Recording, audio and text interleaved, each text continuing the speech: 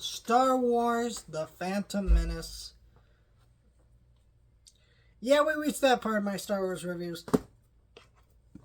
We're talking about the prequels, baby. And I do want to also talk about Obi-Wan after I do all the prequels, so I'll probably do that.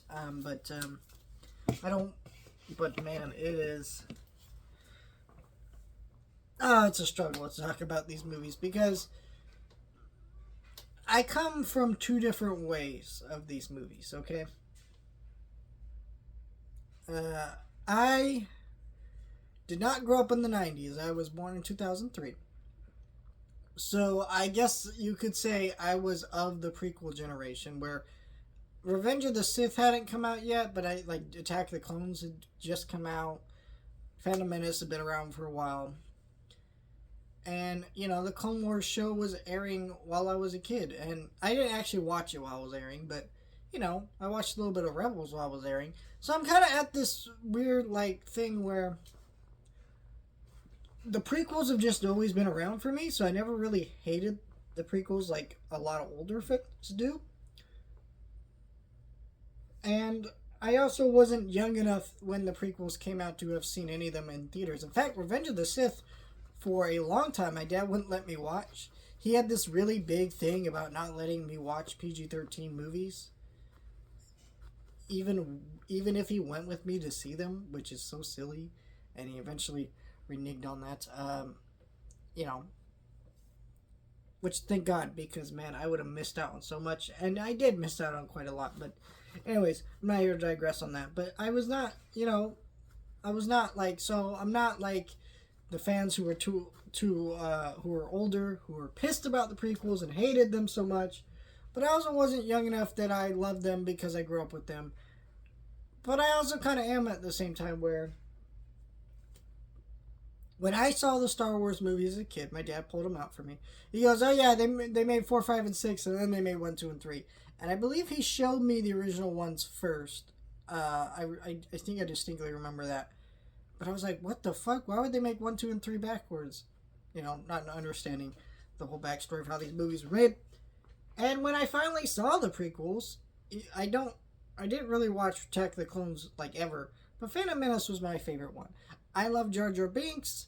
I never got to see Revenge of the Sith. So I can't really say, I love the prequels. But I can say, I did love Phantom Menace in particular.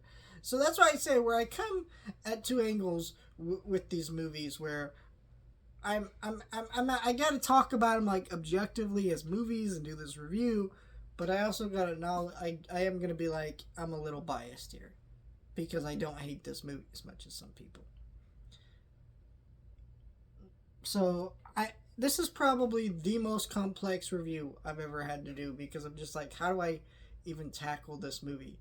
Because number one, all the stuff that's negative has already been said, and then all the stuff that's positive is something I kind of want to explore, but I'm also how do I do that without seeming biased? It's a whole mess, so we're going to try.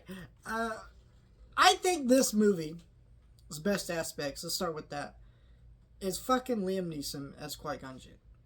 This is a character that I cannot understand for the life of me.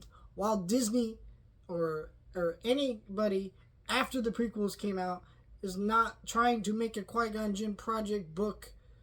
I'm sure there's a book, but comic series or something or TV show. I don't fucking know. Because Qui-Gon Jinn is one of the coolest Jedis. First of all, it's fucking Liam Neeson, okay?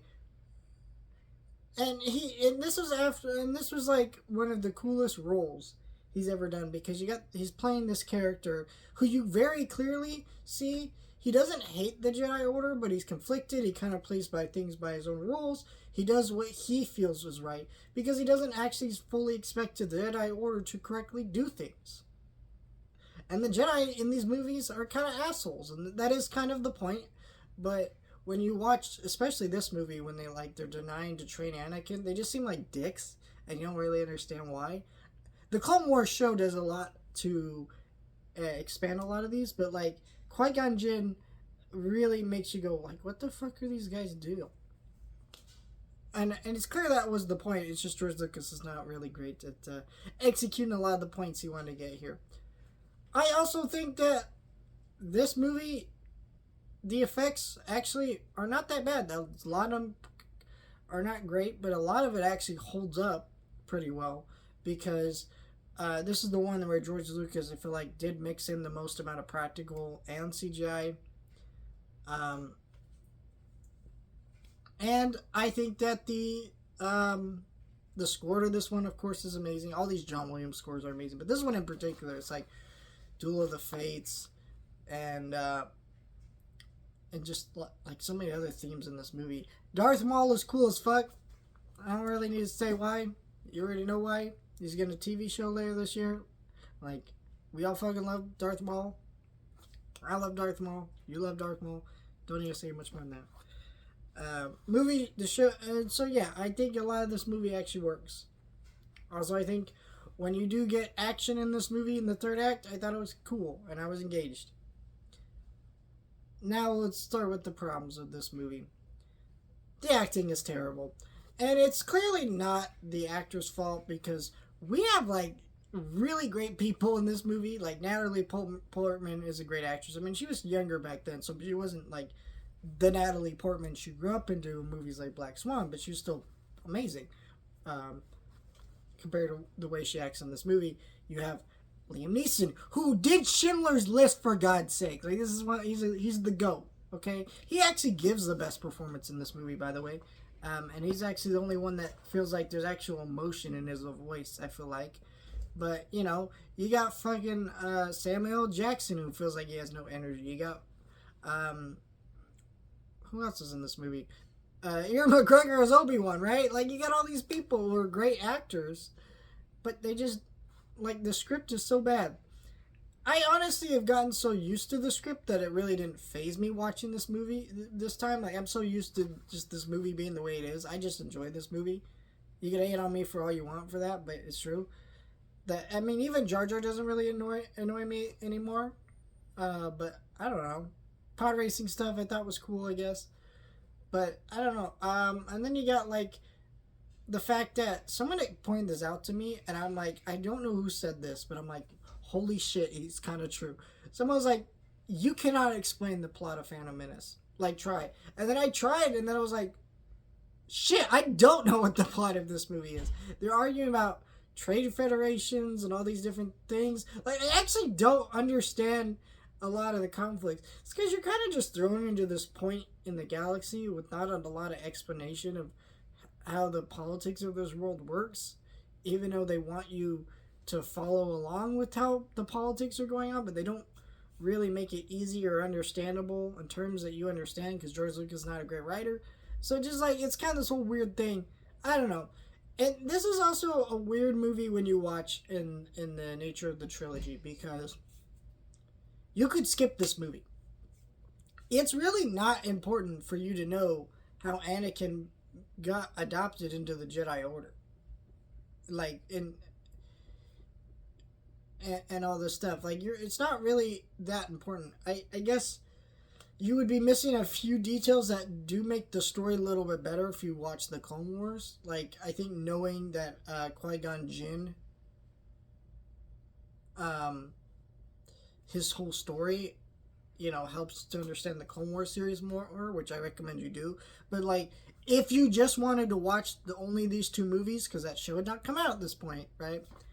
It's just such a weird point in the trilogy because you're like, why is this even part of the trilogy? Doesn't actually really do anything. Even like Jar Jar Binks, who's a huge focus of this movie, is not in the later ones as much. Now, the part of that was because I'm sure that they saw the backlash when this movie came out. Like, fuck no, we ain't doing that as much.